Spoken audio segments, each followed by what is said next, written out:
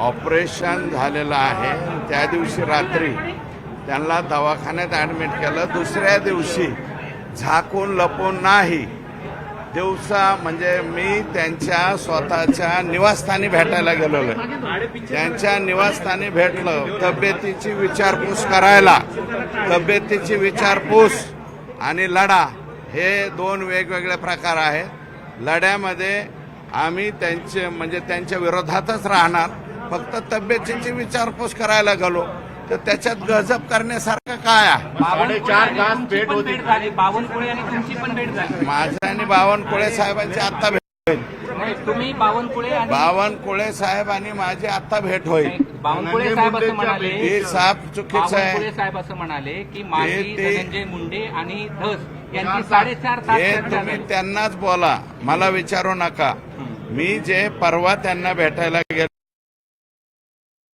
धनंजय मुंडे यांच्या तब्येतीची चौकशी करायला गेलेलो आहे आणि तब्येतीची चौकशी करणं ह्याच्यात गैर नाही।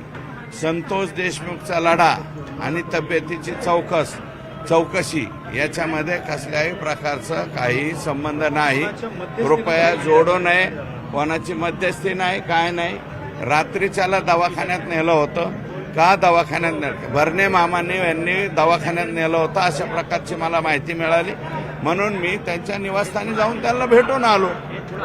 परंतु नंतर पुढे काय चर्चा झाली? काहीही चर्चा झाली नाही, फक्त तब्येतीची विचारपूस केली, माझा मी निघून आलो। 4.5 तास फक्त तब्येत? अहो 4.5 तास कोण म्हणलं? बावनकुळे साहेब म्हणले तर बावनकुळे साहेबांना विचारा, मला विचारू नका। माझे आणि त्यांच्या निवासस्थानी भेटलो, दवाखान्यात आदल्या रात्री नेलतं, परवाची गोष्ट आहे मला वाटतं। मी भेटलो आणि भेटल्याच्या नंतर पुन्हा एकदा बाहेर आल्यावर मी काय केलंय हे तुम्हीच पाहून घ्या। पुढच्या 1-2 दिवसात आणखी नवीन काही मी सांगणार आहे, त्यावेळेस तुम्हाला कळेल। तुम्ही जे म्हणताय धनंजय मुंडेचा राजीनामा घेणार नाही, धनंजय मुंडेचा राजीनामा मागितला नाही, हे बघा, मी अजून मागितलेला नाही, मी हे पहिल्यापासून म्हणतो। त्यांचा राजीनामा कोण मागतंय? त्यांच्या पक्षाचेच लोक आणि सर्व लोक, इतर लोक जे आहेत ते राजीनामा मागतायत।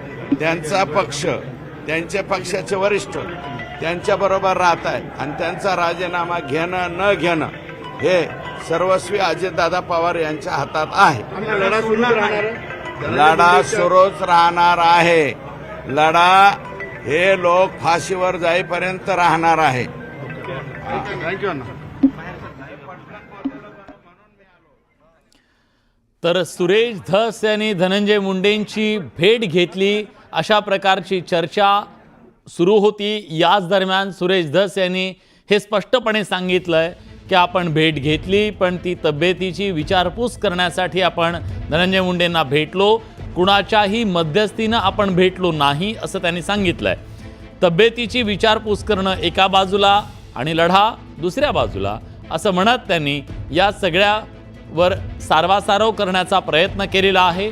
पण गेल्या काही दिवसात ज्या धनंजय मुंडेंच्या विरोधात सुरेश धस यांनी अक्षरशः रान पेटवलेलं होतं, तेच सुरेश धस धनंजय मुंडेंच्या भेटीसाठी, त्यांची विचारपूस करण्यासाठी गेले। त्यामुळे एकच चर्चेला उधाण आलेलं होतं। या सगळ्या पार्श्वभूमीवरती पत्रकारांनी त्यांना या भेटीबद्दल विचारलं असता त्यांनी कुणाच्याही मध्यस्थीनं भेटलो नाही असं सांगत सारवासारव केली।